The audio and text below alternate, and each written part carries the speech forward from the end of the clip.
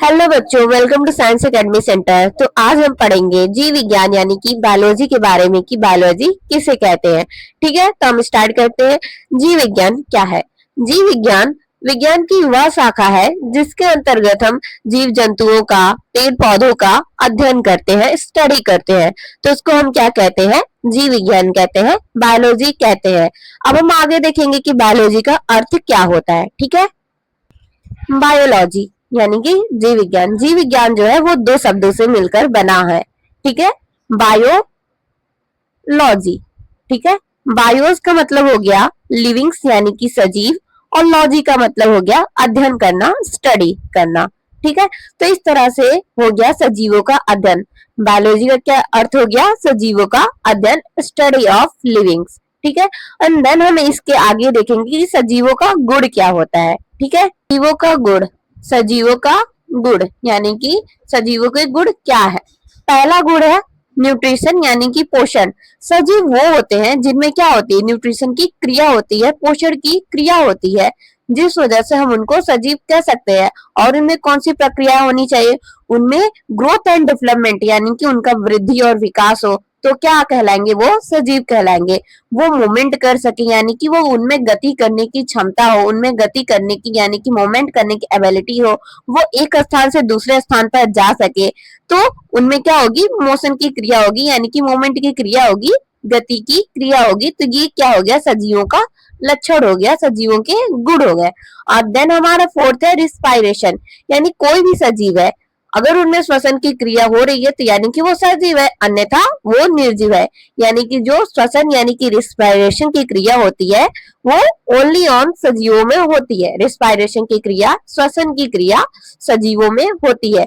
तो ये क्या हो गया? एक तरह से मुख्य गुण हो गए, मुख्य गुण हो गए सजीवों के। ठीक है, एंड देन हमारा लास्ट ऑफ 5 गुण क्या है सजीवों में? सजीवों में मेन प्रोसेस होता है रिप्रोडक्शन यानी कि प्रजनन की क्रिया। ये भी इनका क्या है? मुख्य गुण है।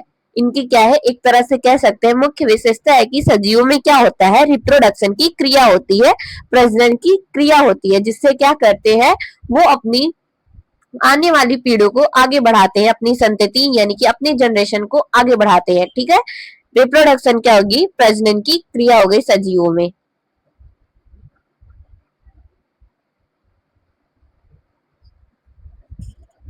एंड देन हम नेक्स्ट देखते हैं कि जीव विज्ञान यानी कि बायोलॉजी को मेनली 2 पार्ट में डिवाइड किया गया है।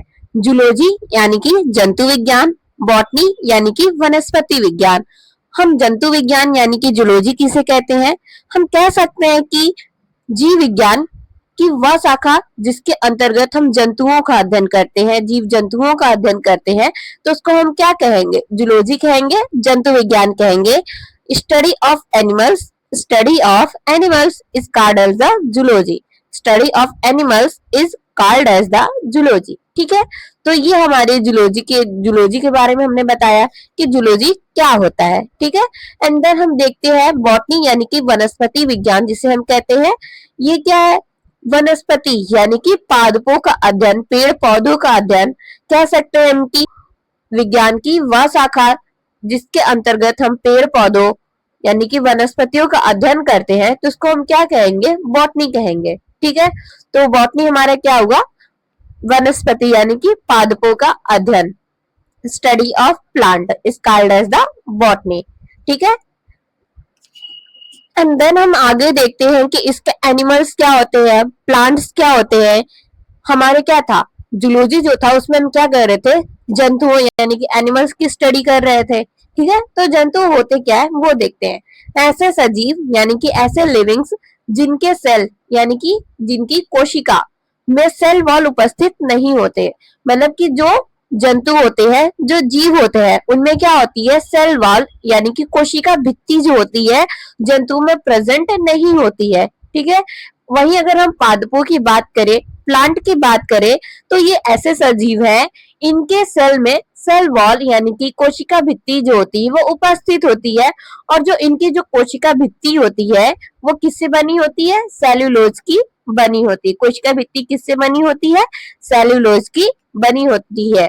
एंड आई होप आप लोग को समझ आया होगा कि प्लांट क्या है, एनिमल्स क्या है, तो देन अभी तक हमने देखा कि बायोलॉजी क्या होती है, यानी कि जीव विज्ञान क्या होता है, बायोलॉजी के प्रकार के बारे में हमने देखा, हमने सजीवों के गुण के बारे में देखा, प्लांट्स क्या होते हैं, एनिमल्स क्या होते हैं उसके बारे में देखा। एंड देन हम देखेंगे कि जो जीव विज्ञान हमारा शब्द है, जो बायोलॉजी हमारा शब्द है, उसको सबसे पहले किसने दिया था। जो हमारा बायोलॉजी शब्द है, जो हमारा जीव विज्ञान यानी कि बायोलॉजी शब्द है, उसको सबसे पहले किसने दिया था, लैमार्क टिवरिस। लैमार्क तथा टिवरिस ने दिया था, और कौन से सन में दिया था, 1802 ईस्वी में इन्होंने दिया था। ठीक है, तो एंड आई होप आप लोग को ये समझ आया होगा।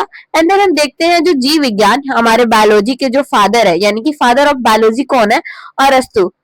कौन है, अरस्तु। ठीक है, एंड देन हम देखते हैं जंतु विज्ञान के पिता यानी कि फादर ऑफ जूलॉजी कौन है, वो भी अरस्तु साहब जी हैं। ठीक है, एंड देन यहाँ पर हमने वनस्पति विज्ञान की भी बात करी कि वनस्पति विज्ञान किसे कहते हैं, बॉटनी किसे कहते हैं। तो हमने बताया कि study of plant is called as the botany, हमने अभी बताया। ठीक है, तो वनस्पति विज्ञान के जो पिता है वो कौन है, थियोफ्रस्टस साहब जी हैं। कौन है, थियोफ्रस्टस साहब जी है वनस्पति विज्ञान के पिता। अभी हमने बताया कि क्या है, थियोफ्रस्टस साहब जी हैं। ठीक है, एंड आई होप आप लोग को ये सारी चीजें समझ आई होंगी। तो अब मिलते हैं अगली वीडियो लेक्चर में। आप हमें बताइएगा कि जैव विविधता के पिता कौन है। मैंने आप लोग को बताया कि जीव विज्ञान के पिता कौन है, जंतु विज्ञान के पिता कौन है, वनस्पति विज्ञान के पिता कौन है। तो आप हमें कमेंट बॉक्स में लिखकर बताइए कि जैव विविधता के पिता कौन है, फादर ऑफ बायोडाइवर्सिटी किसे कहते हैं। आप हमको कमेंट बॉक्स में लिखकर बताइएगा। तो thanks for watching this video. तो please like, subscribe, share my channel.